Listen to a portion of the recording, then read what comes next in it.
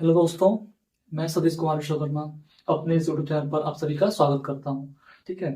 मैं आज हम लोग बात करेंगे किसके बारे में। आज हम लोग बात करेंगे जो बोर्ड एग्जाम है, आने वाला UP board board exam, UP board exam,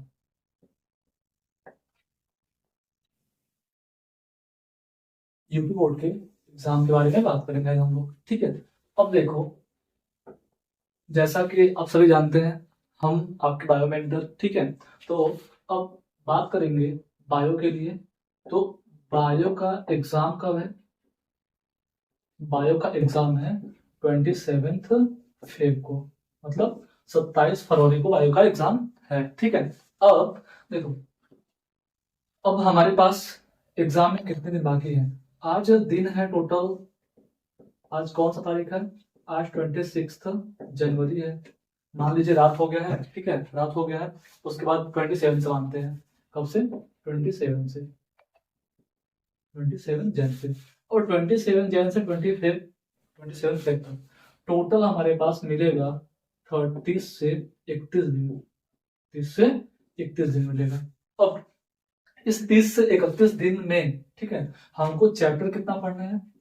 हमको चैप्टर पढ़ना है टोटल 13 चैप्टर। अब मैं क्या करूंगा, मैं इस 30 से 31 दिन के अंदर अंदर इस 13 चैप्टर में जो जो इंपॉर्टेंट है, जो जो इंपॉर्टेंट टॉपिक्स, इंपॉर्टेंट क्वेश्चंस, मतलब जहां से क्वेश्चन पूछा गया हमेशा, और जो जो क्वेश्चन आगे बोर्ड में पूछ सकता है। ठीक है। सिर्फ ये क्वेश्चन या फिर इन क्वेश्चन पे जो जिस टॉपिक से ये क्वेश्चन बना है, उन टॉपिक को क्या करेंगे? डिस्कस करेंगे। उन टॉपिक क्या करेंगे? हम लोग डिस्कस करेंगे। ठीक है। तो उसको डिस्कस करने से पहले हम बात करेंगे इन हम लोग 13 चैप्टर का क्या करना हमको, इंपॉर्टेंट क्वेश्चन या फिर वो टॉपिक जिस टॉपिक से ये क्वेश्चन पूछा गया है। ठीक है, बार बार पूछा गया है, हमेशा पूछा गया है, और क्या हुआ कि मतलब आगे पूछा जा सकता है। तो उस टॉपिक का डिस्कशन हम लोग करेंगे। उसका डायग्राम बेसिस पे कौन सा डायग्राम आ सकता है, उस डायग्राम से कैसा क्वेश्चन बन सकता है, उसके बाद मतलब ये सब डिस्कशन हम लोग करेंगे। तो आज हम लोग क्या करेंगे, आज पहले शुरुआत करेंगे एक बायो में एक चैप्टर है मानव जन्म नाम से। ठीक है। तो मानव जन्म में कुछ बातें आज करेंगे, कुछ बातें कल करेंगे। तो आज किस किस के बारे में बात करेंगे उसको देखते हैं। ठीक है।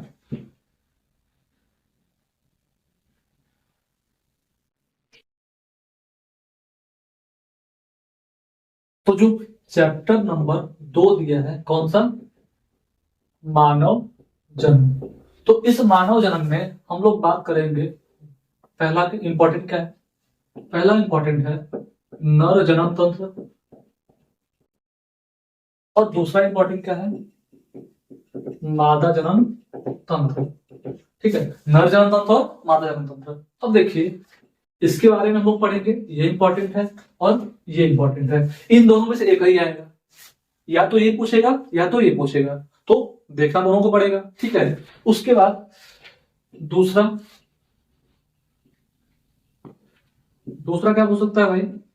देख लेंगे हम लोग वृषण की संरचना।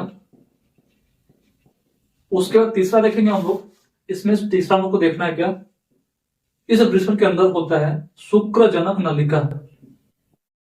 शुक्रजनक नलिका, इसके बारे में देखेंगे। उसके उसके बाद हम लोग देखेंगे यहाँ पे, अब देखिए शुक्रजनक नलिका में क्या बनता है भाई? शुक्राणु बनता है। तो हम लोग देखेंगे शुक्राणु जन्म, देखेंगे चौथा। तो देखेंगे हम लोग शुक्राणु जन्म देखेंगे। और यहाँ पे मानव जन्म तंत्र में पढ़ेंगे अंडाशय के बारे में, गर्भाशय के बारे में, और इस अंडाशय के अंदर होता है भाई अंडजनन। उस अंडजनन के बारे में हम लोग पढ़ेंगे। ठीक। उसके बाद हम लोग बात करेंगे, यहाँ पे शुक्राणु बनेगा, यहाँ पे अंडाणु बनेगा। तो यहां से बनता है शुक्राणु, यहां पे बनता है क्या? अंडाणु।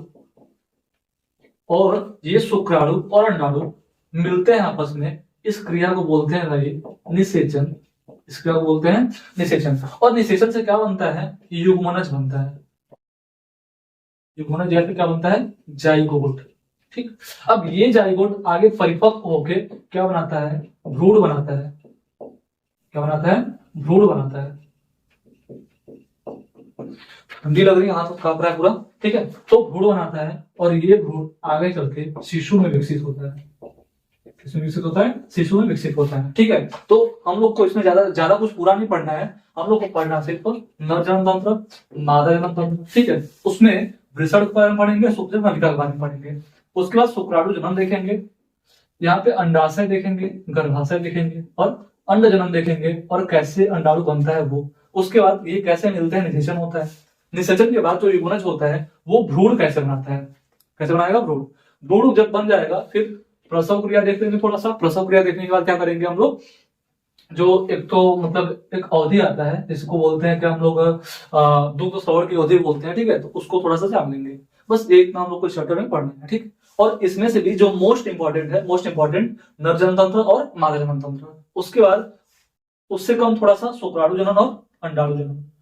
उससे कम शुक्र जनक नलिका आ जाएगा या फिर गर्भाशय का संरचना, तो वही इसमें आ जाएगा, ठीक है। तो हम लोग शुरुआत करते हैं कहाँ पे, नर जनन तंत्र से। कहाँ शुरुआत करेंगे, नर जनन तंत्र से।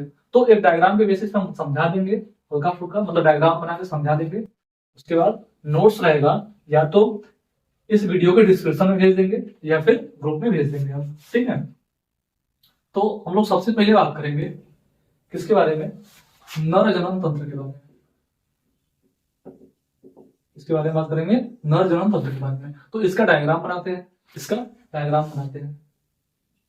अब बात करते हैं यहाँ पे नर जनन तंत्र के बारे में, ठीक है। तो इसका स्ट्रक्चर देखेंगे, इसमें क्या क्या होता है और किसका क्या क्या काम होता है। तो पहला काम जो नर जनन तंत्र होता है, इसके अंतर्गत, नर जनन तंत्र के अंतर्गत आता है पहला काम, एक जोड़ा वृषण आता है, एक जोड़ा वृषण आता है, ठीक है। देखिए ये जो अंडाकार संरचना बनाया हमने, अंडाकार संरचना, इसी का नाम क्या होता है भाई, वृषण होता है। इसका नाम क्या होता है, वृषण होता है, ठीक है। अब देखिए ये साइड से देखा जा रहा है इसलिए एक दिख रहा है, लेकिन ये एक्चुअली में होता है दो, मतलब एक जोड़ा होता है वृषण, ठीक है। अब ये एक जोड़ा वृषण होता है, उसके बाद क्या हुआ, ये वृषण एक थैलेनुमा संरचना के अंदर स्थित होता है। जिस थैलेनुमा संरचना को हम लोग बोलते हैं क्या, वृषण कोश, क्या बोलते हैं, वृषण कोश। अब ये वृषण कोश करता क्या है, वृषण कोश का काम होता है भाई, तो वृषण कोश क्या करता है, हमारे इस वृषण का तापमान, इस वृषण का तापमान हमारे शरीर के तापमान से, शरीर के तापमान से 2 से 3 डिग्री कम रखने में सहायक होता है, कम रखने में सहायक होता है, कम रखने में सहायक होता है। अब भाई क्यों कम रखता है, ये जो वृषण कोश होता है, इस वृषण का तापमान हमारे शरीर के तापमान से 2 से 3 डिग्री कम क्यों रखता है। क्योंकि भाई देखो यहाँ पे ये जो 2 से 3 डिग्री कम तापमान जो होता है, इस वृषण के अंदर बनता है क्या, शुक्राणु। इस वृषण के अंदर क्या बनता है, शुक्राणु बनता है, जिस क्रिया को बोलते हैं शुक्राणु जनन। आगे पढ़ेंगे। अब इस शुक्राणु बनने की क्रिया के लिए या फिर इस शुक्राणु को बनाने के लिए जो तापमान चाहिए होता है, वो हमारे शरीर के तापमान से 2 से 3 डिग्री कम तापमान की आवश्यकता होती है, इतना चाहिए होता है। इसलिए ये जो वृषण कोश है यहाँ पे तापमान को मेंटेन कर रहा है, नियंत्रित कर रहा है, ठीक है। उसके बाद मान लीजिए यहाँ पे वृषण के अंदर इसका संरचना भी आगे डिटेल देखेंगे। मान लीजिए इसके अंदर क्या बना, शुक्राणु बन गया, इसके अंदर क्या बना, शुक्राणु। अब ये शुक्राणु क्या होता है, शुक्राणु जाता है कहाँ पे, ये संरचना होता है जो वृषण के पृष्ठ सतह पर, मतलब पिछले सतह पर क्या होता है, पृष्ठ सतह पर उपस्थित होता है नलिकाकार भाग, जिसको क्या बोलते हैं भाई, अधिवृषण। क्या बोलते हैं इसको, अधिवृषण।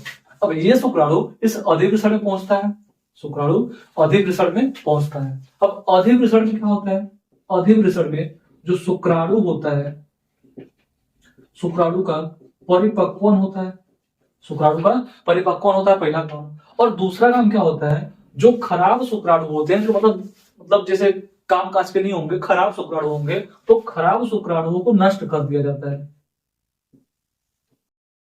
तो खराब शुक्राणुओं को नष्ट कर दिया जाता है। खराब शुक्राणुओं का भक्षण कर दिया जाता है।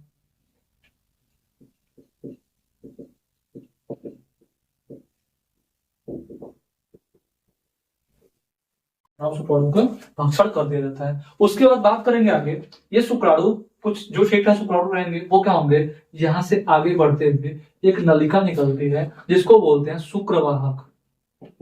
क्या बोलते हैं, शुक्रवाहक। अब ये शुक्रवाहक देखिए यहाँ पे एक जोड़ा विसरण आ गया, उसके बाद जो कहा होता है विसरण कोष में होता है, उसके बाद दूसरा क्या आएगा भाई, दूसरा आएंगे सहायक नलिकाएं। क्या आएंगी, सहायक नलिकाएं। और ये सहायक नलिकाएं जो है, सहायक नलिकाएं मतलब क्या हुआ, यहाँ पे मतलब अधिवृषण है, ठीक है, उसके बाद इसके अंदर और आता है मतलब वृषण के अंदर आता है क्या, शुक्रवाहिका आती है, उसके बाद अधिवृषण आता है, शुक्रवाहक आता है, सब आगे पढ़ेंगे, ठीक है, शुक्रवाहक। अब ये सब क्या है, सहायक नलिकाएं हैं। अब ये शुक्रवाहक क्या करता है, ये शुक्रवाहक ऊपर उदर के अंदर मतलब पेट के अंदर जाता है, मतलब उदर गुहा की ओर जाता है, उदर गुहा की ओर जाके ये जो मूत्राशय हम लोग का होता है, क्या होता है, मूत्राशय, मूत्राशय के ऊपर एक लूप बनाता है, मतलब उसको लपेटता है एक बारी, ठीक है, लूप बना के फिर आता है, ठीक है, लूप बनाएगा। तो अब मूत्राशय ये कहाँ पे होता है भाई, मूत्राशय उदर गुहा में होगा, ठीक है, श्रोणि भाग में। अब क्या हुआ, लूप बनाएगा, लूप बनाने के बाद फिर आगे आएगा बाहर की ओर। अब देखिए ये शुक्रवाहक, अब इसी में क्या होता है, शुक्राणु का परिवहन होता है, शुक्राणु यहाँ से आगे बढ़ता जाएगा, शुक्राणु यहाँ से आगे बढ़ता जाएगा, बढ़ता जाएगा, ठीक है, शुक्राणु आगे बढ़ता जाएगा।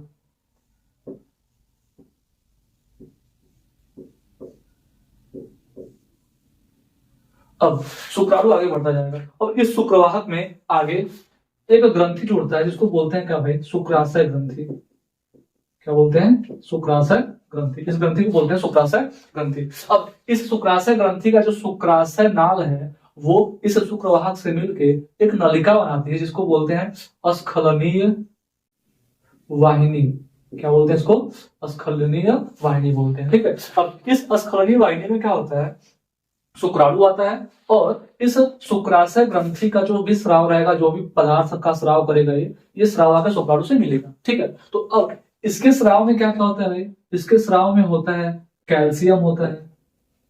क्या होता है, कैल्शियम होता है, कैल्शियम। इसके स्राव में क्या होता है भाई, इसके स्राव में होता है फ्रुक्टोज, सॉरी, इसके स्राव में क्या होता है भाई, फ्रुक्टोज होता है, फ्रुक्टोज होगा, फिर उसके बाद प्रोटीन होगा, फ्रुक्टोज प्रोटीन होगा, जो क्या करता है, शुक्राणु को क्या करता है, शुक्राणु को मतलब पोषण देगा और पोषण देने के साथ साथ और भी मतलब क्या होगा, उसको संरक्षण देगा, ठीक है, पोषण और संरक्षण देगा। उसके बाद जब आगे और शुक्राणु आएगा, शुक्राणु और आगे आएगा इसके स्राव से मिलने के बाद, तो यहाँ पे एक ग्रंथि और होता है जिसका नाम क्या होता है, पुरस्थ ग्रंथि।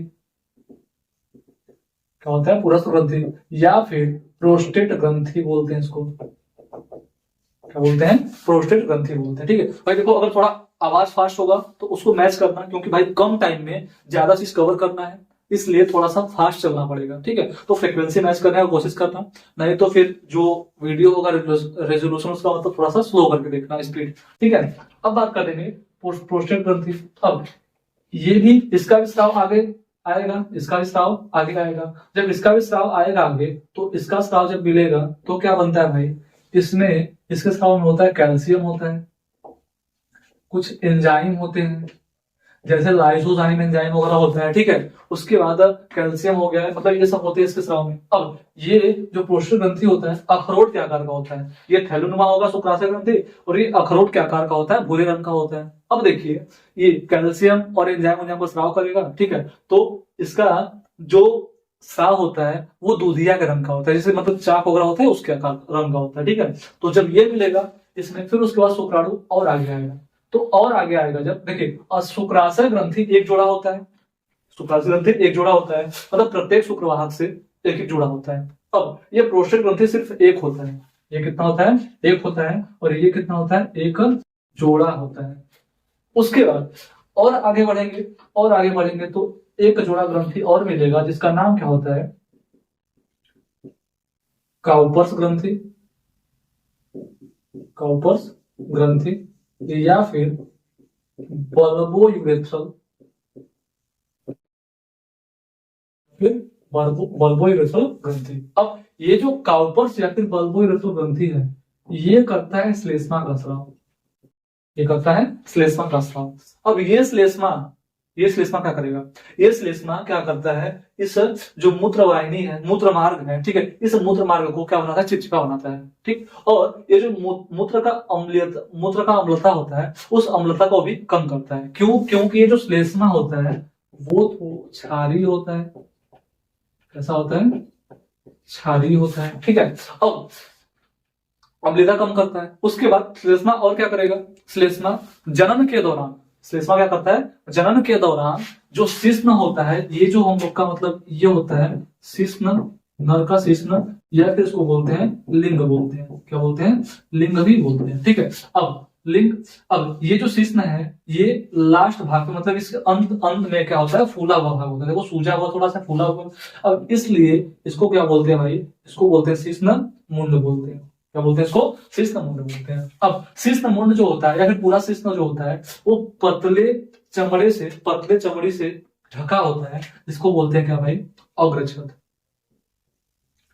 इसको क्या बोलते हैं? अग्रछद बोलते हैं। अब ये अग्रछद, अब देखिए ये पूरा का पूरा शिश्न है। अब यही जो शुक्रवाहक आगे बढ़ता हुआ आया है, इन ग्रंथियों का मतलब जो ग्रंथियों का नाल है, ग्रंथियों की वाहिनी जो इससे मिली है, और इस ये आगे चल के देखिए, अब इसी में यहां से मूत्र भी आएगा और इसी में शुक्राणु भी आएगा, वीर्य भी आएगा, ठीक है। तो अब मूत्र का और शुक्राणु का या फिर वीर्य का, दोनों का स्थानांतरण या फिर परिवहन इस नाल में हो रहा है, इस वाहिनी में हो रहा है, इसलिए इसको बोलते हैं जनन मूत्र मार्ग। क्या बोलते हैं इसको?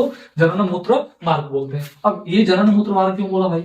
जनन, देखो जनन क्यों बोला, क्योंकि शुक्राणु या फिर वीर्य आ रहा है इसमें, और मूत्र क्यों बोला, क्योंकि मूत्र भी आ रहा है इसमें, और मार्ग, मार्ग है भाई, ला रहा है इन सबको, इसलिए जनन मूत्र मार्ग नाम दे दिया गया, ठीक है। अब बात करेंगे आगे। हाँ, तो हमने क्या बताया था, यहाँ पे और ग्रंथियों का स्राव मिलेगा, और ये यहाँ से जो शुक्राणु था, अब शुक्राणु जब देखिए यहाँ पे शुक्राणु, अब यहां तक शुक्राणु आया था, यहां तक शुक्राणु आया था, उसके आगे शुक्राणु बढ़ता गया, ग्रंथियों का स्राव में मिलता गया। तो शुक्राणु प्लस जो ग्रंथियों का स्राव होता है, कौन सा ग्रंथि? शुक्राशय ग्रंथि, प्रोस्टेट ग्रंथि, और जो काउपर ग्रंथि होता है, ठीक है। इन तीनों ग्रंथियों का स्राव जो होता है, उन ग्रंथियों के स्राव को मिला के एक नाम देते हैं, क्या कहते हैं इसको? Seminal plasma. क्या बोलते हैं इसको? Seminal plasma. अब शुक्राणु के साथ जब सेमिनल प्लाज्मा मिल जाता है तो क्या बनाता है भाई? वीर्य बनता है। इसी को बोलते हैं सीमेन। जो क्या बोलते हैं? सीमेन। जैसे आप लोग सुने होंगे, मतलब गाय को सीमेन चढ़ाना है, भैंस को सीमेन चढ़ाना है, ठीक है, मतलब वही सीमेन होता है, ठीक। लेकिन इंसानों में भी सीमेन ही होता है। जब शुक्राणु के साथ सेमिनल प्लाज्मा मिल जाता है तो क्या बनाता है? सीमेन।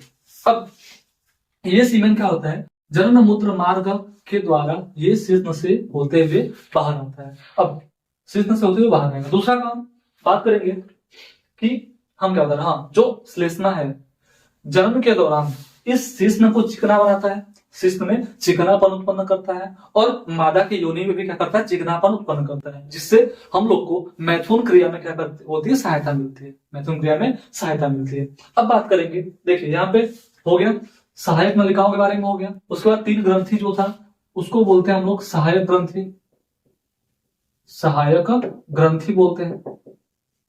उसके बाद चौथा बात करेंगे हम लोग नरजनतंत्र में, चौथा होता है बाह्य जननांग, बाह्य जननांग या फिर बाह्य जननेंद्रिय, ठीक है। चौथा क्या बोलेंगे? बाह्य जननेंद्रिय। मतलब क्या हुआ, जो शिश्न है उसको किस में लेंगे हम लोग? बाह्य जननेंद्रिय में।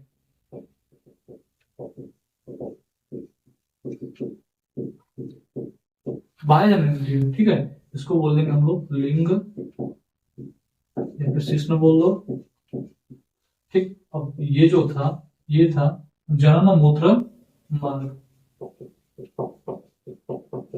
ठीक है, जनन मूत्र मार्ग। अब बात करेंगे आगे, ठीक है। अब देखिए शुक्राणु कहां बना था? वृषण के अंदर।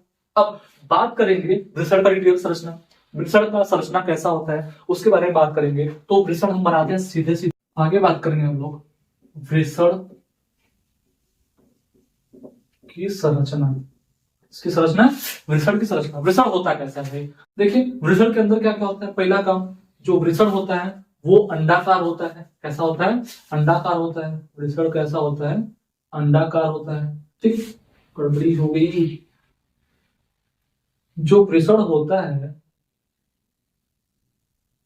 वृषण कैसा होता है भाई? अंडाकार होता है। अब इस वृषण के ऊपर से निकला होता है क्या? ये अधिवृषण। ठीक, अब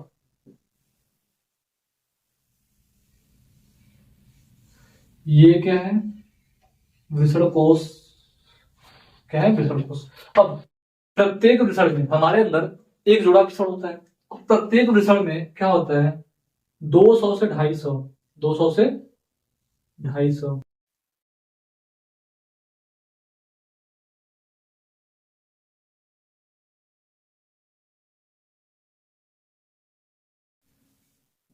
दो सौ से 250 क्या होते हैं भाई? वृषण पालिका, मतलब कुछ कक्ष होते हैं, कुछ कक्ष होते हैं, 200 से 250 कक्ष होते हैं, जिनको क्या बोलते हैं हम लोग? वृषण पालिका। क्या बोलते हैं? वृषण पालिका। अब प्रत्येक वृषण पालिका में 1 से 3, प्रत्येक वृषण पालिका में 1 से 3, हम लोग कैसे बना दे रहे हैं सीधे?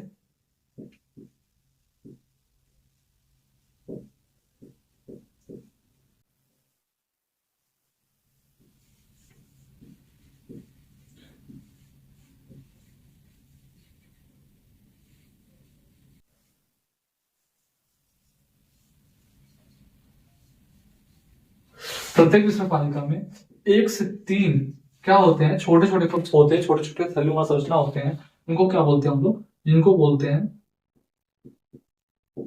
शुक्रजनक नलिका। शुक्रजनक नलिका। ये कितने होते हैं भाई? 1 से 3 प्रत्येक वृषण पालिका में। मतलब एक वृषण में 200 से 250 छोटे छोटे कक्ष होंगे, जिसको बोलेंगे वृषण पालिका। और प्रत्येक वृषण पालिका में 1 से 3 शुक्रजनक नलिका होते हैं। क्या होते हैं? शुक्रजनक नलिका होते हैं। अब इन्हीं शुक्रजनक नलिका में 2 प्रकार की कोशिकाएं होती हैं। एक क्या होता है भाई? शुक्राणुजन कोशिका, और एक क्या होता है? सर्टोली कोशिका। एक क्या होता है? शुक्राणुजन कोशिका, एक क्या होता है? सर्टोली कोशिका। तो सर्टोली कोशिका, और एक क्या होगा? शुक्राणु जन कोशिका। ठीक, अब शुक्राणुजन कोशिका से शुक्राणु का निर्माण होगा, और सर्टोली कोशिका इससे द्वारा निर्मित शुक्राणु को पोषण देगा। ठीक, अब ये जो अब बात करेंगे आगे। हाँ, अब ये जो शुक्रजनक नलिका था, वो आगे चल के एक जाल बनाएगा, इनसे कुछ नलिकाएं निकलेंगी और एक जाल बनाएंगी, जिसको बोलते हैं क्या भाई? जिसको बोलते हैं वृषण जालिका। क्या बोलते हैं? वृषण जालिका। अब ये वृषण जालिका आगे चल के छोटे छोटे ट्यूब्स में, छोटे छोटे नलिकाओं में खुलता है, जिनका नाम क्या होता है? जिनका नाम होता है शुक्रवाहिका। क्या नाम होता है इसका? शुक्रवाहिका। अब ये शुक्रवाहिका आगे चल के एक कुंडलित संरचना बनाती है, एक कुंडलित संरचना बनाती है, जिस कुंडलित संरचना को ही क्या बोलते हैं भाई? अधिवृषण बोलते हैं। इसको क्या बोलते हैं? अधिवृषण बोलते हैं। इस अधिवृषण में हमने बताया जैसे कि पहले कि इस अधिवृषण में क्या होता है? शुक्राणु परिपक्व होता है, और जो खराब शुक्राणु होते हैं उनका भक्षण कर लिया जाता है। ठीक, उसके बाद ये शुक्र अधिवृषण आगे चल के एक मोटी ट्यूब में खुलेगा, मोटी नलिका में खुलेगा, जिसका नाम क्या होता है? शुक्रवाहक होता है। शुक्रवाहक। देखिए, शुक्रवाहिका और शुक्रवाहक दोनों में अंतर है। शुक्रवाहिका छोटी छोटी पतली पतली नलिकाएं हैं, और शुक्रवाहक सबको मिला के एक मोटी नलिका बनी है। ठीक है, अब बात करेंगे आगे। इस शुक्रजनक नलिका में ही क्या बनता है? शुक्राणु। 2 प्रकार की कोशिकाएं होती हैं शुक्रजनक नलिका में, 2 प्रकार की कोशिकाएं होती हैं। इसका स्ट्रक्चर एक देख लेते हैं हम लोग आसानी से। देखिए, जैसे ये क्या हुआ? ये क्या हुआ? शुक्रजनक नलिका, मतलब क्या हुआ? एक इसको थोड़ा सा कट करके देख रहे हैं, तो इसमें क्या होता है? शुक्रजनक नलिका।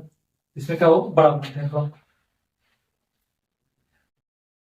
ठीक है, अच्छा देख लीजिए यहाँ पे कि यही क्या है? वृषण का संरचना। मतलब इस शुक्रजनक नलिका में शुक्राणु बनेगा, बनने के बाद क्या होगा? इस सर्टोली कोशिका से पोषण लेता रहेगा, पोषण लेने के बाद क्या होगा? बाहर आएगा।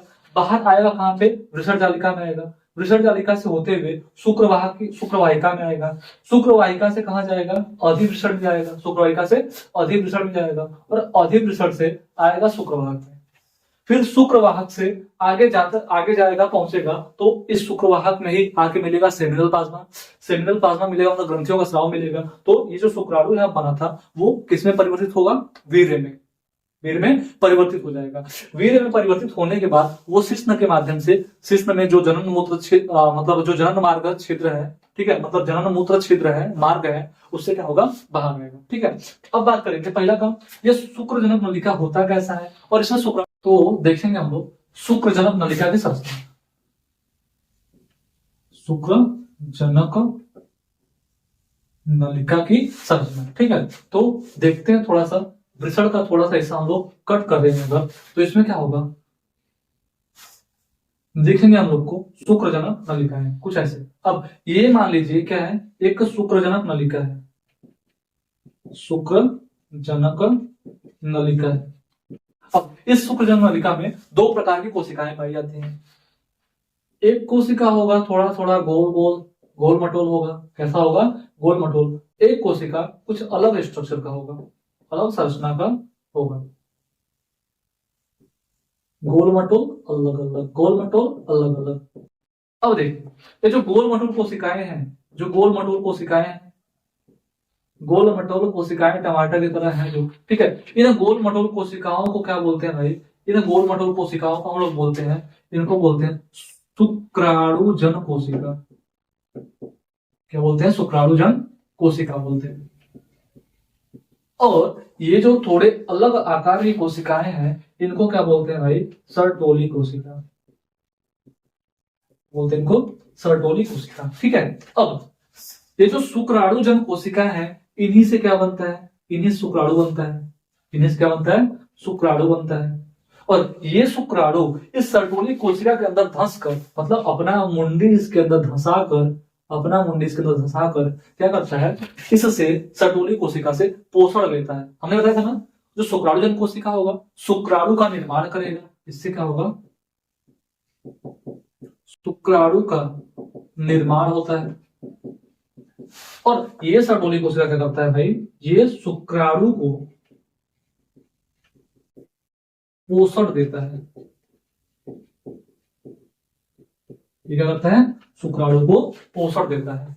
अब आगे बात करेंगे, जब शुक्राणु परिपक्व हो जाएगा, पोषण लेता रहेगा, जब परिपक्व हो जाएगा तो इस शुक्रजनक नलिका से क्या करता है, बाहर निकलता है। और बाहर निकल के कहा जाता है भाई, वृषण जालिका में। वृषण जालिका से कहा जाता है, शुक्रवाहिका में जाता है, वृषण जालिका से शुक्रवाहिका में जाता है, शुक्रवाहिका से अधिवृषण में जाएगा, वहां पे थोड़ी देर रुकेगा, परिपक्व होगा, परिपक्व होने के बाद और आगे जाएगा शुक्रवाहक में, शुक्रवाहक से आगे जाएगा मूत्राशय के ऊपर लूप जो बना है, वहां से आगे जाने के बाद क्या करता है, वहां पहला काम शुक्राशय ग्रंथि से जो स्राव होता है, उसके बाद प्रोस्टेट ग्रंथि से स्राव निकलता है, बल्बोइरेथर से स्राव निकलता है, तीनों के स्राव से मिलता है। और शुक्राणु किसमें परिवर्तित होता है, वीर्य में। अब वीर्य क्या होता है, शिश्न के माध्यम से बाहर आता है।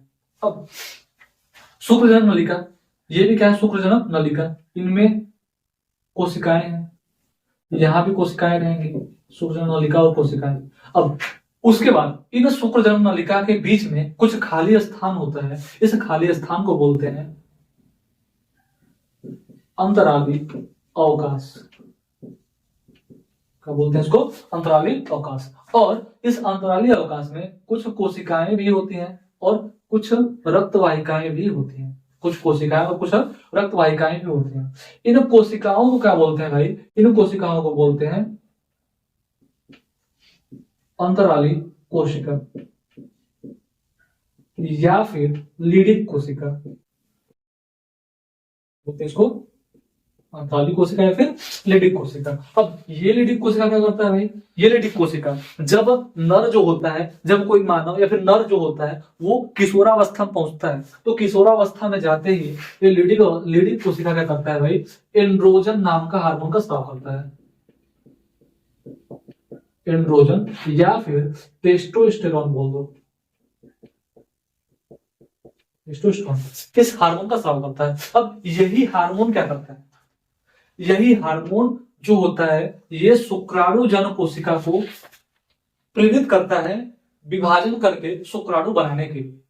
और क्या करता है, और यही हार्मोन इसको प्रेरित करता है क्या करने के लिए, शुक्राणु को पोषण देने वाला कारक उत्पन्न करने के लिए, जिसका नाम क्या होता है, शुक्राणु परिपक्वन कारक। ठीक है, वो कारक इसके द्वारा बनेगा और वही सटोली कोशिका से जब शुक्राणु परिपक्वन कारक बनेगा और वही कारक जो क्या करता है, शुक्राणु को पोषण देता है। ठीक है, तो अब ये जो हार्मोन बनता है कब बनता है भाई, किशोरावस्था के बाद बनता है। मतलब क्या होगा, यहां से ओवरऑल निकालो अगर, तो मिला जुला के जब किशोरावस्था आता है तब हम लोग का जो पीयूष ग्रंथि होता है, पीयूष ग्रंथि वो क्या करता है, पीयूष ग्रंथि से कुछ हार्मोन निकलता है। ठीक है, वो हार्मोन आके सीधे, हार्मोन का नाम होता है भाई एलएच और एफएसएच वगैरह होता है। ठीक है, अब वो हार्मोन आके लीडी कोशिका काम करेगा। मतलब जैसे क्या हुआ, यहाँ पर हम बनाते हैं हाइपोथैलेमस। क्या बनाते हैं, हाइपोथैलेमस।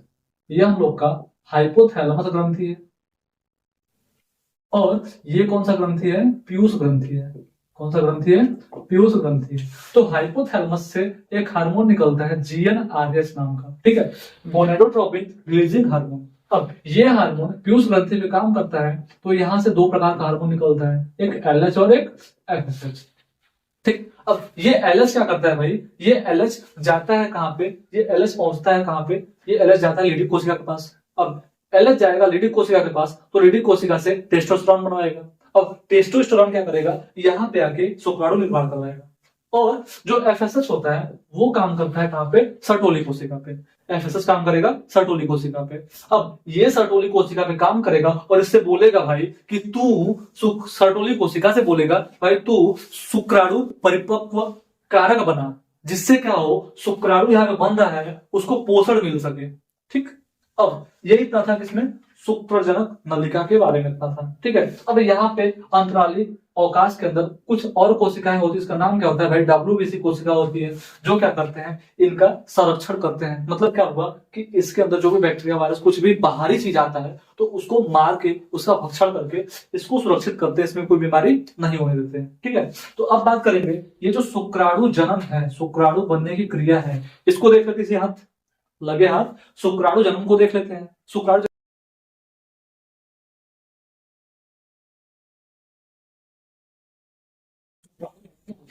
तो हम लोग बोल सकते हैं भाई, इसका परिभाषा पहले, इसका परिभाषा बोल सकते हैं हम लोग, क्या बोल सकते हैं, शुक्राणुजन कोशिका से, शुक्राणुजन कोशिका से परिपक्व शुक्राणु बनाने की क्रिया को शुक्राणु जनन कहते हैं। शुक्राणु जनन कहते हैं। ठीक है, शुक्राणु जनन कहते हैं।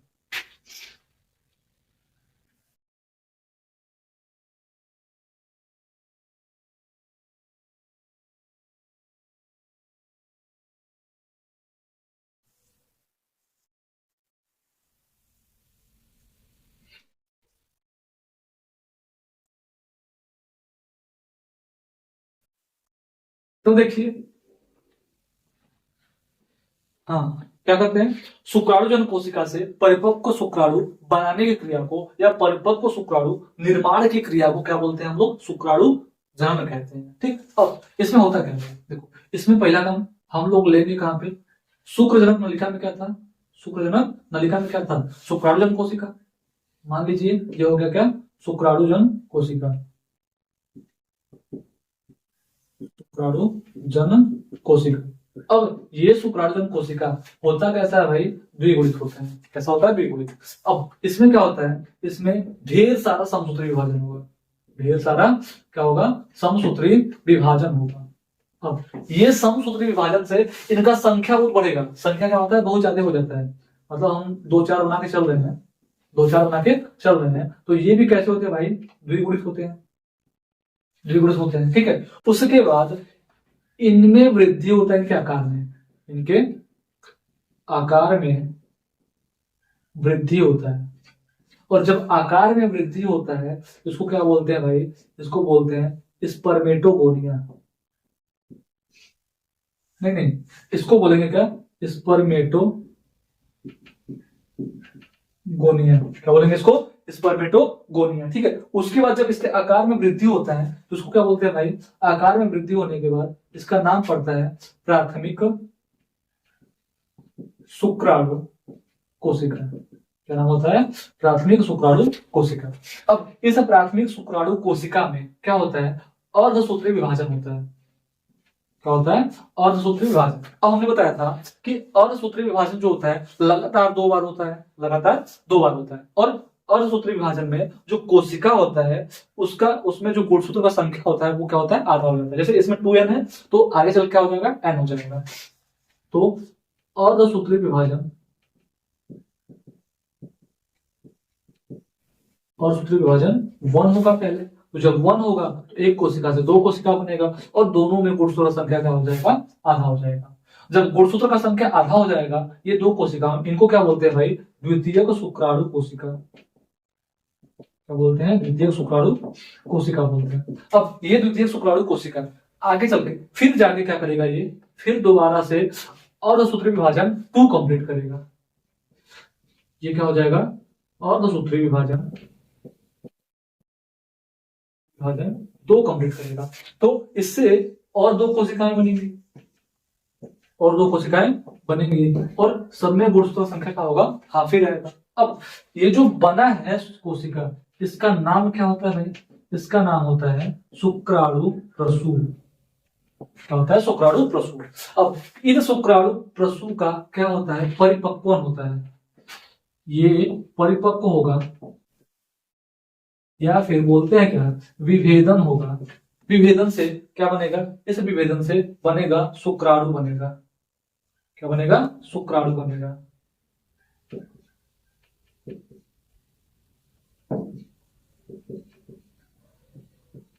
अब इसी क्रिया को पूरे क्या बोलते हैं हम लोग, शुक्राणु जन्म बोलते हैं। क्या बोलते हैं हम लोग, शुक्राणु जन्म। मतलब देखिए यहाँ पे शुक्राणु जन्म कोशिका लिया था हमने, शुक्राणु जन्म कोशिका लिया था। अब इस शुक्राणु जन्म कोशिका से परिपक्व शुक्राणु बनाने की क्रिया को, परिपक्व शुक्राणु, इसका नाम क्या हो जाएगा भाई, शुक्राणु। इस क्रिया से, इस कोशिका से परिपक्व शुक्राणु बनाने की पूरी क्रिया को क्या बोलते हैं हम लोग, शुक्राणु जन्म बोलते हैं। क्या बोलते हैं भाई, शुक्राणु जन्म, जिसको बोलते हैं स्पर्मेटोजेनेसिस। क्या बोलते हैं हम लोग, स्पर्मेटोजेनेसिस बोलते हैं। ठीक है, अब इतना क्लियर हुआ।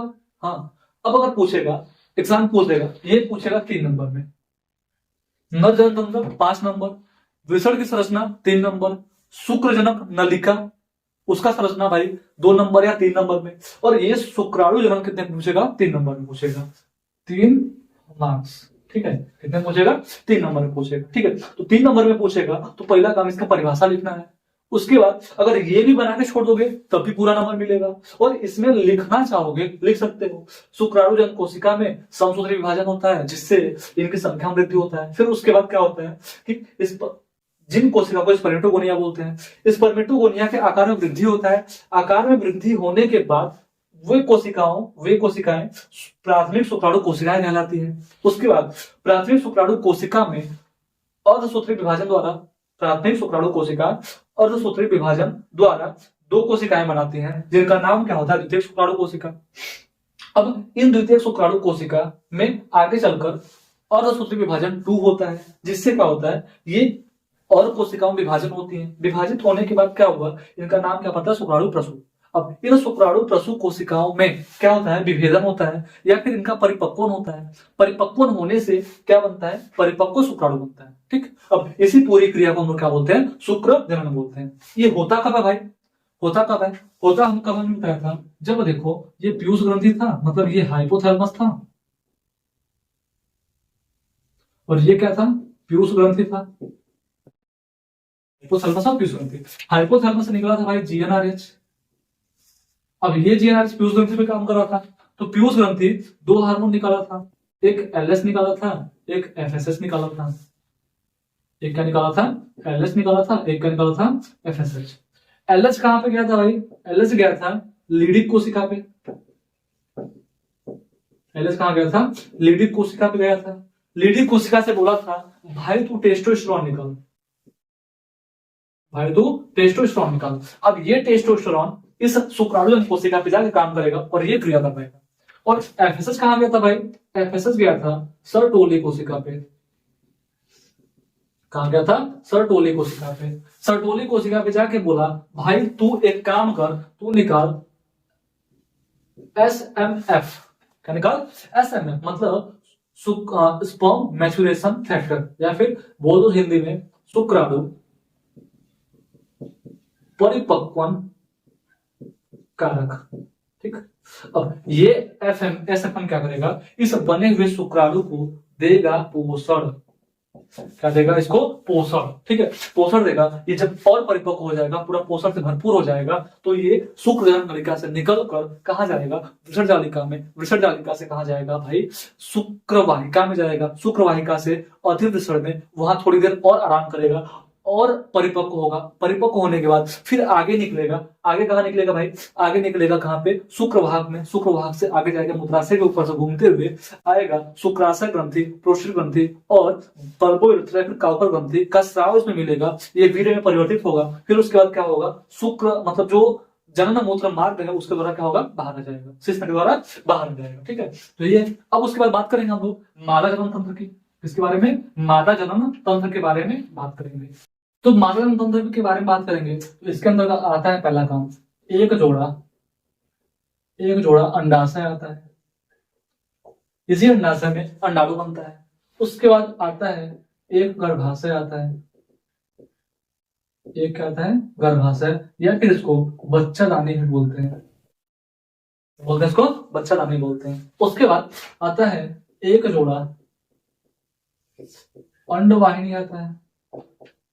एक जोड़ा अंडवाहिनी आता है। और क्या आता है भाई? उसके बाद बाह्य जननेंद्रिय आता है इसमें भी। उसके बाद और क्या आता है? बाह्य जनन के बाद इसमें आता है क्या? सहायक ग्रंथियां आती हैं। सहायक ग्रंथियां आती हैं। अब उसके बारे में डिटेल नहीं पढ़ना है, डिटेल बहुत ज्यादा हो जाएगा। ठीक है, मेन पढ़ेंगे हम लोग। उसके बाद एक क्या आता है? स्तन ग्रंथि आता है। स्तन ग्रंथि आता है। अब हम लोग आज क्या करेंगे? आज अंडाशय के बारे में पढ़ेंगे, गर्भाशय के बारे में पढ़ेंगे, अंडवाहिनी के बारे में पढ़ेंगे। ये तो पढ़ना ही नहीं है इस शॉर्ट लेक्चर में। उसके बाद सहायक ग्रंथियां, इहो नहीं पढ़ना है भाई, थोड़ा सा नाम बता देंगे। और स्तन ग्रंथि हम लोग कल पढ़ेंगे। ठीक है, क्या पढ़ेंगे? कल पढ़ेंगे। तो बात करेंगे किसके बारे में? एक जोड़ा अंडाशय, गर्भाशय, अंडवाहिनी, इन सब बारे में पढ़ेंगे। तो एक इसका संरचना बनाते हैं, उसी में अंडाशय भी आ जाएगा, गर्भाशय भी आ जाएगा और अंडवाहिनी भी आ जाएगा। उसके बाद एक चीज और बात कर लेंगे, इस अंडाशय में अंडाणु बना कैसे, उसके बारे में बात कर लेंगे। ठीक है, मतलब अंड जनन के बारे में बात कर लेंगे। इसके बारे में अंड जनन के बारे में बात कर लेंगे। तो हम लोग देखते हैं कि भाई ये क्या हो गया? हम लोग का गर्भाशय का संरचना हो गया, मतलब मादा जनन तंत्र का पूरा संरचना हो गया। अब इसका नामांकन करते हैं। नामकरण पहला काम ये होता है भाई फंडस। ये क्या होता है? फंडस। ठीक है, उसके बाद देखिए यहाँ पे क्या है? यहाँ पे है अंडाशय। यहाँ पे क्या है? अंडाशय। अब देखिए एक अंडाशय इधर, एक अंडाशय इधर। अंडाशय कितना है? एक जोड़ा। हमने दिखाया था एक जोड़ा अंडाशय। अब ये अंडाशय गर्भाशय की दीवार से, ठीक है, और क्या होगा? गर्भाशय भित्ति से और सोडी भाग से किस माध्यम जुड़ा होता है? ये जुड़ा होता है स्नायु द्वारा। इसके द्वारा स्नायु, या फिर इसको बोलते हैं भाई लिगामेंट। क्या बोलते हैं? लिगामेंट द्वारा जुड़ा होता है। अब इसी अंडाशय के अंदर क्या बनता है भाई? अंडाणु बनता है। अंडाणु या फिर अंड बनता है। ठीक है, अब इसको आगे पढ़ेंगे, उससे के बाद बात करेंगे। अब मान लो इसमें क्या होगा? अंडाणु बना। अंडाणु बनने के बाद ये यहां से मोचित होता है।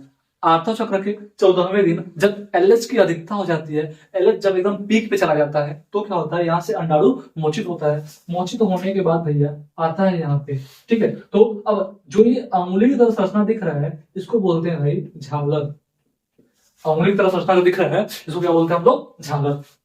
अब इस झालर द्वारा ये क्या होता है? ये मोचित कर दिया जाता है। मोचित करने के बाद ये जो अंडाणु होता है वो और आगे जाता है कहाँ पे? अंडवाहिनी में।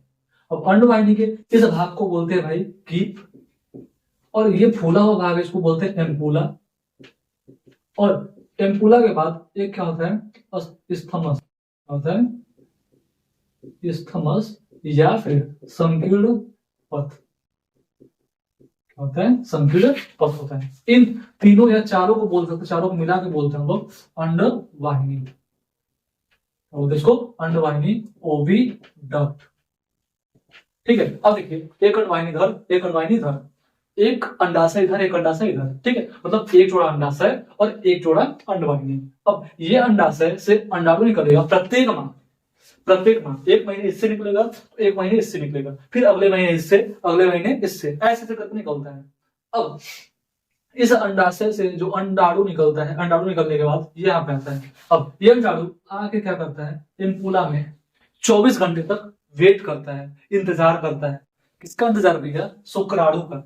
ठीक है, आइए आपका इंतजार है, बोलता है आइए आपका इंतजार है, किसको? शुक्राणु को। ठीक है, तो अगर शुक्राणु 24 घंटे में आ गया तो वरमाला पहनाएगा, शादी होगा, निषेचन होगा, निषेचन होने के बाद गर्भधारण हो जाएगा। अगर शुक्राणु बारात लेके नहीं पहुंच पाएगा, जब बारात लेके नहीं पहुंच पाएगा तो क्या होगा भैया? ये बैठे बैठे इसका जीवन चक्र 24 घंटे का होता है, 24 घंटे में इसकी मृत्यु हो जाएगी। मृत्यु होने के बाद भैया क्या होगा कि मृत्यु होने के बाद ये नष्ट होके आत्म चक्र के माध्यम से, ब्लड के माध्यम से बाहर निकल जाएगा। ठीक है, तो अब देखिए शुक्राणु नहीं पहुंचागा तो ये क्या आएगा? और आगे आएगा, और आगे आएगा, और आत्म चक्र जब चलता है उसके माध्यम से बाहर निकल जाता है। लेकिन क्या होगा? अगर मान लो यहाँ पे शुक्राणु बारात लेके आ गया, शुक्राणु बारात लेके आ गया, तो भैया इनका वरमाला पहनाएंगे लोग, शादी होगा, शादी होने के बाद निषेचन होगा, निषेचन होने के बाद क्या होगा? ये यहाँ पे क्या बनाएगा? निषेचन के बाद बनाता है युग्मनज। युग्मनज आगे चलता जाता है, चलता जाता है और कोशिका विभाजन करता जाता है, आगे बढ़ता जाता है और कोशिका विभाजन करता जाता है। 2 से 2, 1 से 2, 2 से 4, 4 से 8, 8 से 16, 16 से 32, 64 ऐसे करके विभाजन करता जाता है। अब इसी को बोलते हैं भाई विभेदन। ये भी कोशिका विभाजन हो रहा है, समसूत्री हो रहा है, लेकिन इसका नाम क्या पड़ गया? विभेदन। क्यों विभेदन क्यों पड़ा नाम? क्योंकि ये एक विशेष प्रकार का कोशिका विभाजन होता है यहाँ पे, जिसमें कोशिका का नंबर तो बढ़ता है लेकिन आकार नहीं बढ़ता है, उसका साइज में वृद्धि नहीं होता है, इसलिए बोला गया विभेदन। वे विभेदन आगे चल के जब 8 कोशिका स्टेज पे जाएगा बोलते हैं मोरूला, 16 पे जाएगा ब्लास्टूला, 32 पे जाएगा ब्लास्टोसिस्ट बोलते हैं। वही ब्लास्टोसिस्ट क्या करता है? यहाँ पे जाके अंतरोपित होता है।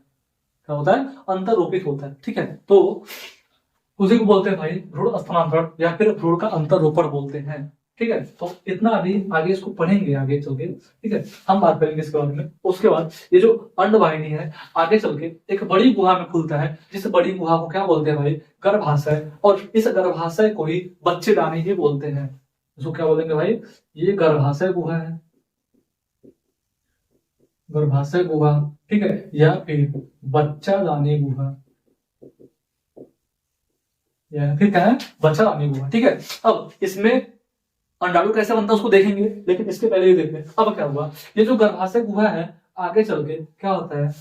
आगे चल के इसको क्या बोलते हैं? जो पतला वाला भाग होता है इसको बोलते हैं गर्भाशय ग्रीवा, बोलते हैं गर्भाशय ग्रीवा। और गर्भाशय ग्रीवा के जस्ट नीचे क्या होता है? एक नाल होता है जिसको बोलते हैं भाई ग्रीवा नाल। क्या बोलते हैं इसको? ग्रीवा नाल। और ग्रीवा नाल से थोड़ा सा और आगे, ग्रीवा नाल आगे चल के किसमें खुलता है भाई? योनि में। ग्रीवा नाल किसमें खुलता है? योनि में। और ये योनि एक पतली झिल्ली से कवर होता है, जिसे पतली झिल्ली का नाम क्या होता है भाई? आच्छद, या फिर क्या होता है भाई इसका नाम? हाइमन।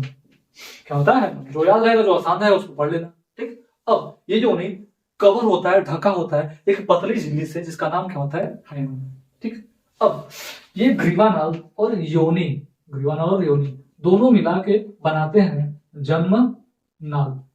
ठीक है, और इसी योनि के पास में ग्रंथियां होती हैं, जिसका नाम होता है बर्थोलिन ग्रंथि, जो क्या करता है? काउपर ग्रंथि की तरह काम करता है। जैसे काउपर ग्रंथि मेल में था, तो यहाँ फीमेल में, मादा में क्या होगा भाई? एक बर्थोलिन ग्रंथि होता है, जो क्या करता है? श्लेष्मा का स्राव करता है। ठीक है, और इस योनि में कुछ बहुत सारे बैक्टीरिया होते हैं, लैक्टोबैसिलस वगैरह बैक्टीरिया होते हैं, जो क्या करते हैं भाई? यहाँ पे ऊपर एसिडिक मीडियम उत्पन्न करते हैं, अम्लीय माध्यम उत्पन्न करते हैं, जिससे क्या होता है कि यहाँ पे हानिकारक, मतलब यहाँ पे कोई रोग उत्पन्न ना हो पाए। ठीक, अब ये हो गया जिसके बारे में हम लोग का, ये हो गया मादा जनन तंत्र के बारे में हो गया। ठीक है, अब हाँ एक चीज और, जो गर्भाशय है इनमें भी 3 भित्तियां हैं, गर्भाशय की 3 भित्तियां हैं, 1 2 3। जो बाहर वाली भित्ति है इसको क्या बोलते हैं भाई, इसको बोलते हैं परिगर्भाशय, पापा की परी। ठीक है, उसके बाद जो अंदर वाला है उसको बोलते हैं गर्भाशय पेशी स्तर, क्या बोलते हैं, पेशी स्तर। मतलब ये पेशियों का बना होता है, मतलब क्या होता है ये, मतलब ये चिकनी पेशी से बना होता है, मस्कुलर होता है, मतलब मस्कुलर होता है। मतलब क्या हुआ कि बच्चे के जन्म के समय प्रसव के दौरान क्या होता है, इनमें बहुत तेज संकुचन होता है, या फिर जब निषेचन नहीं हुआ है। ठीक है, ये जब देखो यहाँ पे क्या हुआ, यहाँ पे जैसे पुटक से अंडाणु बन रहा है, पुटक से अंडाणु बनते समय इनके गर्भाशय अंतःस्तर, ये क्या होता है गर्भाशय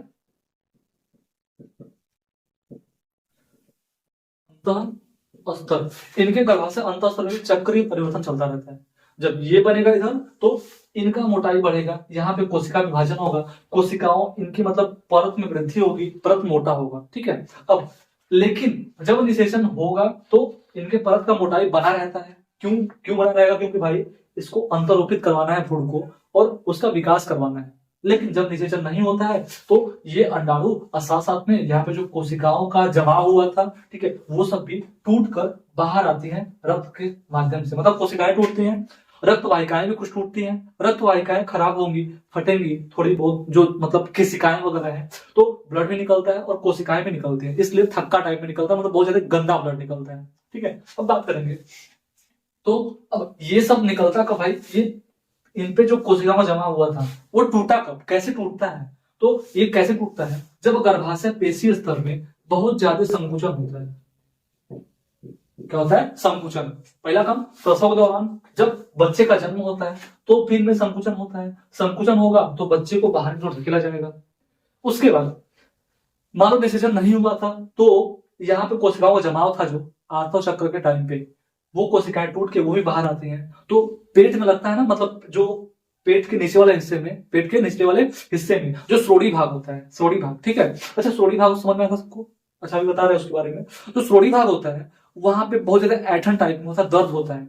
दर्द क्यों होता है भाई, जब गर्भाशय पेशी स्तर में संकुचन होता है और उस संकुचन से जब ये सब ब्लीडिंग होने लगता है तो अब इनके संकुचन से ही ये मरोड़ता है, वही मरोड़ टाइप में दर्द समझ में आता है हम लोग को नहीं आता, मतलब कि माताओं को, मतलब जो महिला होती है महिलाओं को। ठीक है, उसके बाद गर्भाशय अंतःस्तर है।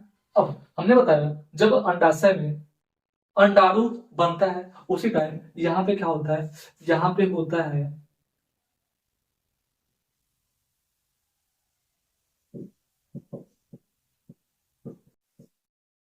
यहाँ पे कुछ चक्रीय परिवर्तन होता है। मतलब यहाँ पे कोशिकाओं का जमा होगा, जमा होने के बाद जब निषेचन नहीं होगा ये टूट के बाहर आएगा, बाहर आएगा तो उसके साथ साथ ब्लड भी आएगा, रक्त आएगा। इसी को बोलते हैं भाई मासिक चक्र, आर्तव चक्र। ये आता है, उसको डिटेल पढ़ेंगे हम लोग, डिटेल पढ़ेंगे। उससे पहले हम लोग बात कर ले किसके बारे में। पहला काम गर्भाशय ग्रीवा, पतला संकरण, मतलब पतला वाला हिस्सा होता है जो गर्भाशय का नीचे पतला वाला हिस्सा गर्भाशय ग्रीवा बोलते हैं। अब उस गर्भाशय ग्रीवा की नाल को क्या बोलते हैं, ग्रीवा नाल बोलते हैं। ग्रीवा नाल आगे योनि में खुलता है, योनि एक पतली झिल्ली से कवर होता है, हाइमन होता है। अब देखो एक चीज लिखा बुक में साफ साफ, हिंदी मतलब एनसीईआरटी बुक में लिखा साफ साफ कि हाइमन का होना या ना होना, हाइमन की उपस्थिति या फिर अनुपस्थिति, इसका होना या ना होना वर्जिनिटी को नहीं दर्शाता। समझना, इसकी उपस्थिति या अनुपस्थिति, इसका होना या ना होना वर्जिनिटी को नहीं दर्शाता। क्यों भाई, क्योंकि एक पतली झिल्ली है, ये टूटने का कारण, ये ना होने का कारण सिर्फ ये नहीं है कि जो महिला है वो फिजिकल हो चुकी है, वो मैथुन क्रिया कर चुकी है, वो यौन संबंध बना चुकी है, ऐसा कुछ नहीं होता।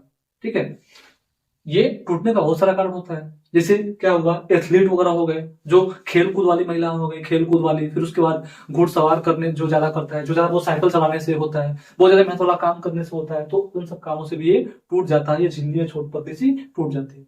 तो पहले के लोग क्या थे, पढ़े लिखे नहीं थे उतना, तो उनको लगता था हाइमन नहीं है तो इसका पहले से कहीं ना कहीं अफेयर रहा होगा, कहीं ना कहीं ये यौन संबंध बना चुकी होगी। तो ऐसा कुछ नहीं सोचना है। ठीक है, आज हम लोग पढ़ चुके, मतलब बुक में साफ साफ लिखा, हम लोग पढ़ भी रहे हैं, इसका होना या ना होना वर्जिनिटी को नहीं दर्शाता। ठीक है, मतलब ये है तो वर्जिन है, ऐसा कुछ नहीं कह सकते। ये नहीं है तो महिला वर्जिन नहीं है, ऐसा भी नहीं कह सकते, दोनों चीज गलत होगा। ठीक है, अब देखो बात करेंगे हम लोग आगे। तो बात करेंगे हम लोग अंडाशय के बारे में। देखो गर्भाशय हो गया, गर्भाशय अंडवाहिनी हो गया, और बाकी बचा क्या, अंडाशय। और अंडाशय में अंडाणु कैसे बनता है उसको देख ले, फिर उसके बाद ये लेक्चर खत्म करते हैं, और आगे बचा हुआ भाग जो होगा कल हम रिकॉर्ड करके फिर से भेज देंगे। ठीक, हाँ तो बात करेंगे हम लोग किसके बारे में, अंडाशय के बारे में। इसके बारे में बात करेंगे अंडाशय के बारे में। तो अंडाशय बनाते हैं थोड़ा सा।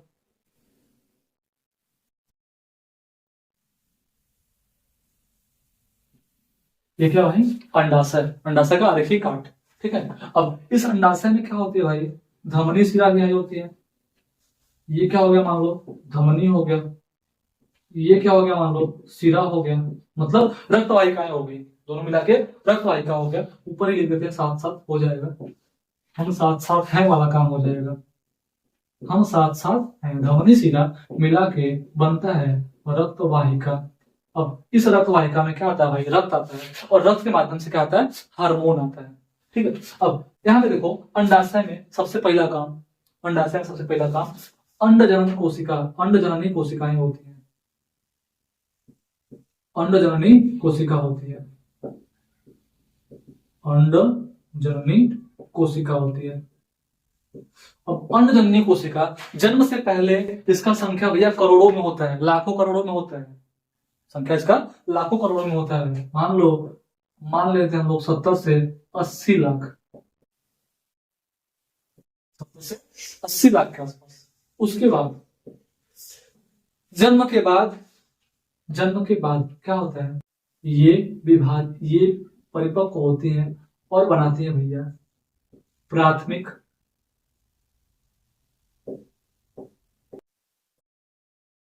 पूटक, बनाती है प्राथमिक पूटक। ठीक है, अब ये प्राथमिक पूटक जन्म के समय पे इसका संख्या होता है भैया 17 से 18 लाख, होता है 17 से 18 लाख। ठीक है, ये कब है, जन्म के समय है, जन्म के समय है। ठीक है, लेकिन अब जन्म के समय देखो यहाँ पे नर में शुक्राणु कब बन रहा था भाई, नर में शुक्राणु कब बन रहा था, किशोरावस्था के बाद।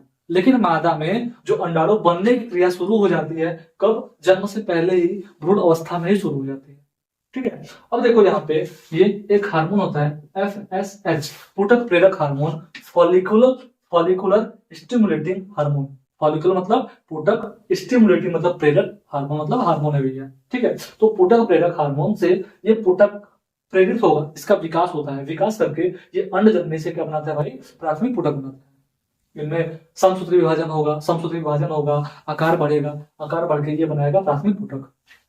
अब ये प्राथमिक पुटक आगे और विकसित होगा प्राथमिक पुटक जो होगा, तो ये प्राथमिक पुटक देखो ये FSH अब जन्म के समय में कितना था, 17 से 18 लाख, लेकिन किशोरावस्था पे कितना हो जाएगा, किशोरावस्था पर जो प्राथमिक पुटक है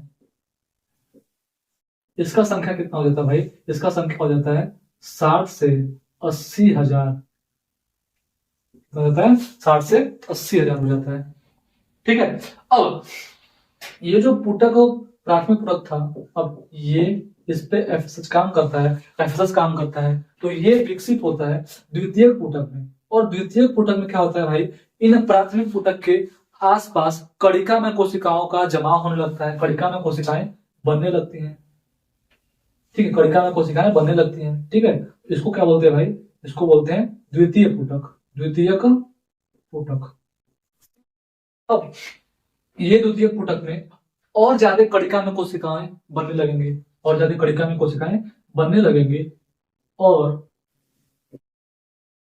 इसमें एक एंट्रम बनेगा, एक मतलब तरल से, द्रव से भरा गुहा बनेगा, एंट्रम जिसको बोलते हैं, फिर गह्वर बोलते हैं। ठीक है, तो ये बनेगा, और इसमें एक परत भी बनेगा जिसका नाम बोलते हैं थीका इंटरना, या फिर मतलब बोल सकते हैं बाह्य प्रावरक और अंत प्रावरक। ठीक है, मतलब बाह्य प्रावरक और अंत प्रावरक।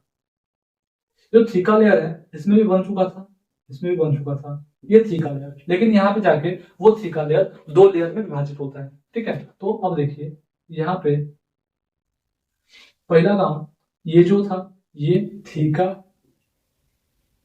एक्सटर्ना मतलब बाह्य प्रावरक था। क्या था? बाह्य प्रावरक था। और इसके अंदर वाला अंत प्रावरक था। और ये पूरा का पूरा कोशिका क्या था भाई? ये पूरा का पूरा कोशिका था तृतीय पुटक। तृतीय का पुटक था।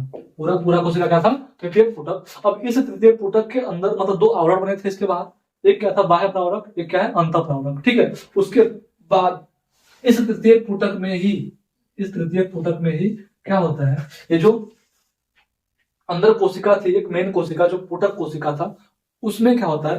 अर्धसूत्री विभाजन होता है। और अर्धसूत्री विभाजन से यहाँ पे तृतीय पुटक में क्या बनता है भाई? प्राथमिक अंडक बनता है। इस तृतीय पुटक में अर्धसूत्री विभाजन होता है।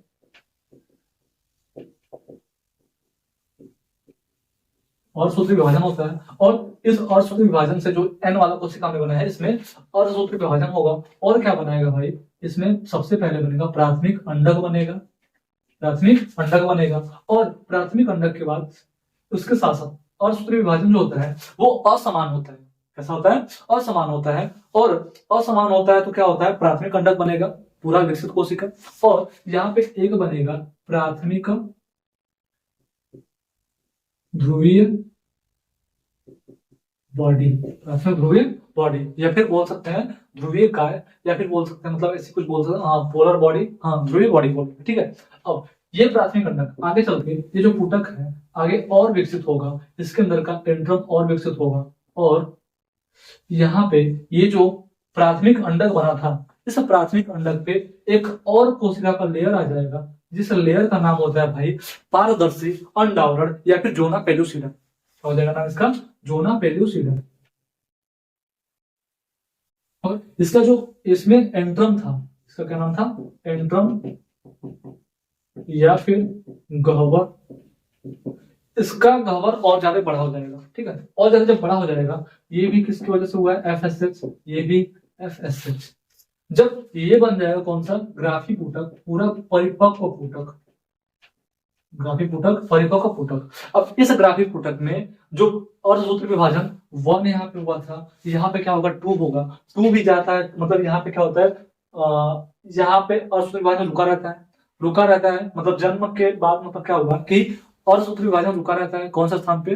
पूर्वावस्था 1 पे। ठीक है। लेकिन यहाँ पे वो पूर्वावस्था 1 पूरा होता है, आगे चल के अर्धसूत्री विभाजन 1 पूरा होता है। जैसे ही पूरा होता है वहां पे प्राथमिक अंडक बनता है और प्राथमिक ध्रुवीय बॉडी बनता है। उसके बाद जब पुटक पुटक ग्राफी पुटक बनाता है, परिपक्व पुटक बनाता है, तो इसमें इस प्राथमिक अंडक के में और आगे विभाजन शुरू होता है। मतलब अर्धसूत्री विभाजन 2 शुरू होता है। जब 2 शुरू होगा तो इस द्वितीय अंडक से भी 2 कोशिकाएं बनेंगी। एक क्या होगा? एक को बोलेंगे द्वितीय अंडक। इसको क्या बोलेंगे हम लोग? द्वितीय अंडक। इस द्वितीय अंडक के बाहर एक कोशिकाओं का लेयर बना है, आवरण बना है, इसको बोलते हैं पारदर्शी अंडावरण। ठीक है। पारदर्शी अंडावरण। और इसके अंदर एंड्रम है। ये क्या है? एंड्रम है। उसके बाद अब देखिए, जब ग्राफिक पुटक बन जाता है तो हम लोग का पीयूष ग्रंथि LH का ल्यूटिनाइजिंग हार्मोन का बहुत अधिक स्राव करता है। जब LH का स्राव बहुत अधिक हो जाएगा, इसका पीक हो जाएगा, इसका अति हो जाएगा, तो ये ग्राफिक पुटक फट जाता है। ग्राफिक पुटक फट जाता है। और इस ग्राफिक पुटक से क्या होता है भाई? इस ग्राफिक पुटक से ये जो द्वितीयक अंडक था वो क्या होता है? बाहर निकल जाता है। द्वितीय अंडक क्या होता है? बाहर निकल जाता है। अब जैसे द्वितीय अंडक बाहर निकलता है, इसी क्रिया को बोलते हैं भाई अंडोत्सर्ग। क्या बोलते हैं इसको? अंडोत्सर्ग बोलते हैं। मतलब क्या हुआ कि आर्तो चक्र के 14वें दिन पे LH का पीक होता है। LH बहुत ज्यादा निकलता है। अब जब LH का पीक होता है तो ग्राफिक पुटक फटता है। फटने से क्या होता है? ये जो द्वितीय अंडक बना था और सूत्री विभाजन से, ठीक है, इसको जो वो था झालर द्वारा इसको मोचित कर दिया जाता है। मोचित मतलब अंडाशय से बाहर निकाल दिया जाता है। और अंडाशय से बाहर निकलने की द्वितीय अंडक के अंडाशय से बाहर निकलने की क्रिया को क्या बोलते हैं? अंडोत्सर्ग। अंडोत्सर्ग होता कब है? आठवें चक्र के 14वें दिन होता है। किसकी वजह से होता है? एलएच हार्मोन की अधिकता से होता है। एलएच हार्मोन अधिक कब होता है? पीयूष ग्रंथि उसको इसका स्राव करवाता है। ठीक है, अब बात करेंगे उसका ग्राफिक प्रोडक्ट का बचा हुआ भाग आगे चल के मतलब क्या करता है? पीत पिंड बनाता है। क्या बनाता है? पीत पिंड। अब अगर देखिए द्वितीय कंडक का निषेचन हो गया तो पीत पिंड बना रहेगा, अंतःस्रावी ग्रंथि की तरह काम करेगा। अंतःस्रावी ग्रंथि की तरह काम करेगा मतलब अंतःस्रावी ग्रंथि की तरह काम करेगा। तो क्यों बोला अंतःस्रावी ग्रंथि? क्योंकि ये हार्मोन का स्राव करता है। कौन सा हार्मोन भैया? प्रोजेस्टेरॉन, एस्ट्रोजन और इनहिबिन, इन हार्मोन का स्राव करता है। उसके बाद बात करेंगे आगे हम लोग, अगर निषेचन नहीं हुआ तो ये आगे चल के नष्ट होने लगता है और श्वेत पिंड बनाता है। श्वेत पिंड बनाएगा और आगे चल के नष्ट हो जाएगा। ठीक, तो ये काम हुआ था कहाँ पे? ये काम हुआ था हमारे अंडाशय में। देखिए बताया ना कि अन्नजन्य से कैसे बनता है द्वितीय कंडक। अन्नजन्य से द्वितीय कंडक कैसे बनता है, इसको क्या बोलते हैं भाई? अंडाशय के अंदर क्या होता है? अंड जनन होता है। अंड जनन। अब ये यहाँ से यहाँ पे था ना ऐसे करके अंडवाहिनी के पास वो था झालर, झालर में ये मोचित करके अंडवाहिनी में भेज दिया जाएगा और वहां भी निषेचन होगा तो ठीक, ना होगा तो भी ठीक। अब बात कर लेंगे एक बारी, एक फ्लो चार्ट देख लेते हैं इसके बारे में, ये बना कैसे कैसे है। फ्लो चार्ट देखते हैं ये बना कैसे कैसे है। तो इसको बनाने की क्रिया को देख लो एक बार ध्यान से, ठीक है। उसके बाद देखते हैं आगे क्या क्या होता है।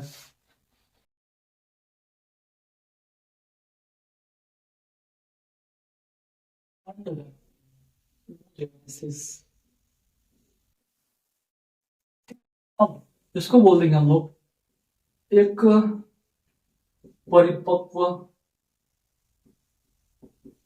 अंडाणु निर्माण या बनाने की क्रिया को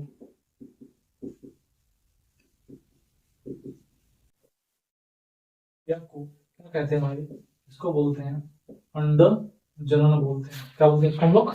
अंड जनन बोलते हैं। ठीक है, अब देखिए भाई अंड जनन क्या था? एक परिपक्व अंडाणु बनाने की क्रिया को क्या बोलते हैं हम लोग? अंड जनन कहते हैं। अंड जनन कहते हैं। ठीक है, ये होता कैसे है भाई? हम लोग बात करेंगे भाई किसके बारे में? एक परिपक्व अंडाणु बनता कैसे? तो हमने बताया था जो अंडजन्य कोशिका थी, अंडजन्य कोशिका थी, द्विगुणित थी। ठीक है, अब इस अंडजन्य कोशिका में क्या हुआ था भाई? समसूत्री विभाजन हुआ था। क्या हुआ था?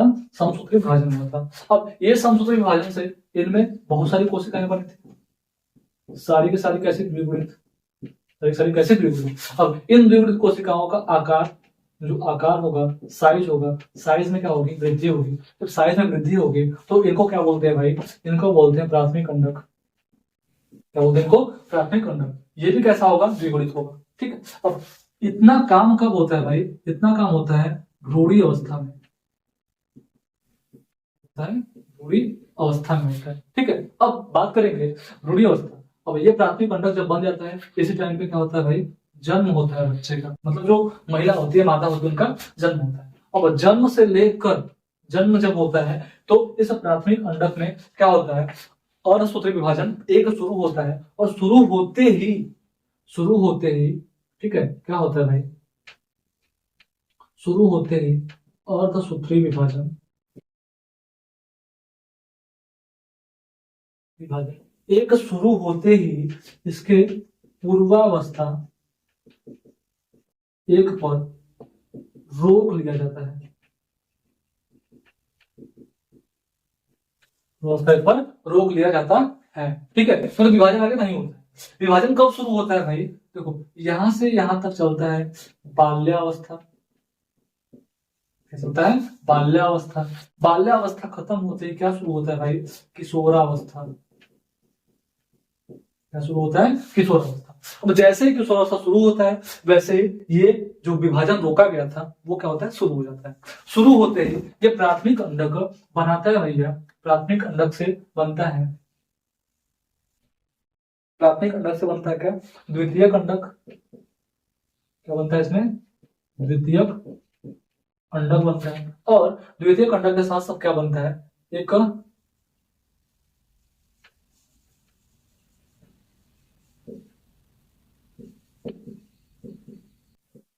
प्राथमिक ध्रुवीय बॉडी बनता है, प्राथमिक ध्रुवीय बॉडी बनता है, फिर पिंड बनता है। ठीक है, प्राथमिक ध्रुवीय पिंड बनता है, देखो इसको लिखो पिंड। ठीक, अब इस द्वितीय कंडक में क्या होता है, फिर से दिख रहा है ना भाई नीचे, थोड़ा सा वो कर देते हैं। हाँ, इस द्वितीय कंडक में फिर से क्या होता है, अर्धसूत्री विभाजन होता है 2।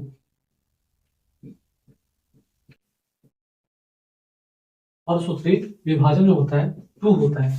जब 2 होता है भाई तो द्वितीय कंडक बनाता है एक परिपक्व अंडाणु, जो n होता है, ये भी n होता है, तो क्या बनाता है, ये परिपक्व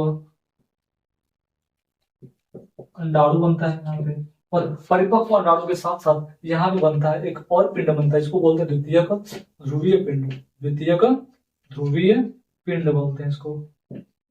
ठीक है, अब यही अंडाणु से क्या होता है, निषेचन होता है। निषेचन होने के बाद मतलब जो भी आगे क्रिया होंगी, निषेचन होने के बाद रोड बनेगा, रोड का विकास होगा, सब कुछ आगे हम लोग पढ़ेंगे कल। ठीक है, तो अब इतना याद रखेंगे, इसके बाद बाकी कल पढ़ेंगे। और कल पढ़ने से पहले एक चीज बताना चाहेंगे, ठीक है, कि जो भी एग्जाम में टाइम बचा है, तो अब देखिए क्या हुआ कि एक चीज ध्यान देना, हमेशा ध्यान देना उस चीज को कि हमारा कंपटीशन, जो हमारा कंपटीशन है, जो हमारा स्पर्धा है, ठीक है, वो किसी दूसरे से नहीं है, हमारा कंपटीशन हमसे ही, हमारा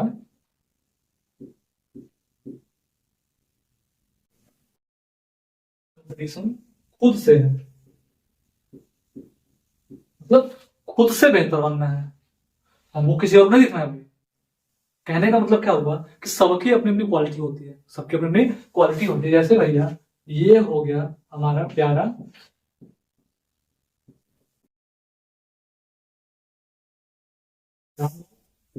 और ये हमारा हो गया कौवा।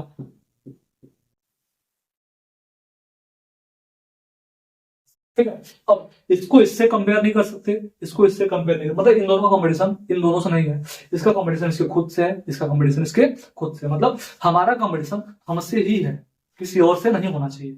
क्योंकि भाई इसकी स्पेशलिटी कुछ और है, इसकी स्पेशलिटी कुछ और है, और इसकी स्पेशलिटी कुछ और है, मतलब इसकी विशेषता कुछ और होगी, इसकी विशेषता कुछ और होगी। तो भाई दोनों की अलग अलग विशेषताएं हैं ना। ठीक, इसलिए किसी को कंपेयर किसी से नहीं करना है, किसी का कंपटीशन किसी और से नहीं है, अपना कंपटीशन खुद से है। कहने का मतलब इसी पे एक मतलब लाइन है, 2 लाइन कहना चाहूंगा, ठीक है, कि खुद से ही जीतना है, खुद को ही हराना है, खुद से ही जीतना है, खुद को ही हराना है। मैं भीड़ नहीं हूं दुनिया की, मेरे अंदर एक जमाना है। ठीक है, तो भाई खुद को ही हराना है, मतलब खुद से ही जीतना है। अब अपने आप से जीतेंगे तो अपने को हरा के ही जीतेंगे, अपने आप से जीतेंगे तो खुद को हरा के जीतेंगे। तो वही बोला गया है, खुद से ही जीतना है, खुद को ही हराना है। मैं भीड़ नहीं हूं दुनिया की, मैं भीड़ नहीं हूं दुनिया की, मतलब किसी से कंपेयर नहीं करना है, मेरा कंपटीशन किसी और से नहीं है। मैं भीड़ नहीं हूं दुनिया की, मेरे अंदर एक जमाना है। मतलब क्या हुआ कि मेरे अंदर ही जमाना है, सब कुछ मेरे अंदर है, मेरा कंपटीशन खुद से है, मुझे खुद को हराना है, खुद को ही जिताना है, सब कुछ खुद से ही करना है, किसी से मतलब नहीं है मुझे। वैसे ही तुम लोग को भी बोलेंगे भाई किसी से मतलब मत रखो, बस अपने काम से काम, अपने पढ़ाई से मतलब रखो। ठीक है, अपने पढ़ाई से मतलब रखो। और जिसने भी बोला था भाई कि 40 नंबर से कम आएगा, 40 नंबर डाल नहीं सकते, बढ़िया नंबर लाके सबसे पहला मिठाई उसे खिलाना। चलो भाई, धन्यवाद, बाय बाय।